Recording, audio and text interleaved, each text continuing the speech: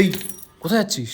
এই বেরোচ্ছে একটু, চলে আসবো কিছুক্ষণের মধ্যেই। প্রীতমের সাথে দেখা করতে যাচ্ছিস তো?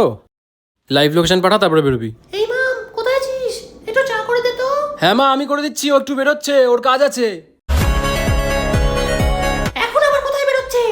আরে তুমি কি ওর সবকিছু জানো নাকি? তুই বেরো, তুই বেরো। আসি আসি, আমি করে দিচ্ছি, দাঁড়াও। তুই বেরো। বাবা, আমি একটু বেরোচ্ছি। ঠিক আছে, বেরো, তাড়াতাড়ি ঢুকিস। হ্যাঁ, আমার ঢুকতে একটু লেট হয়ে যাবে, তোমরা খেয়ে দিয়ে শুয়ে পড়ো। কিরে মাম, এত দেরি করে কোথা থেকে ফিরছিস? বাবা, ও আমাকে বলে গেছিল। তাই? হ্যাঁ, ওর বন্ধুদের সাথে বেরিয়েছিল। ওর বেস্ট ফ্রেন্ডের জন্মদিন ছিল না আজকে। আচ্ছা আচ্ছা।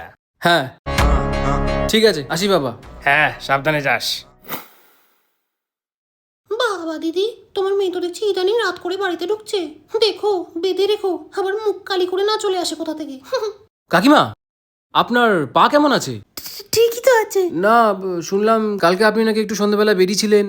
কাকু তারপর নাকি সেটা শুনে আপনার পায়ে ডাসা দিয়ে খুব জোরে মেরেছে।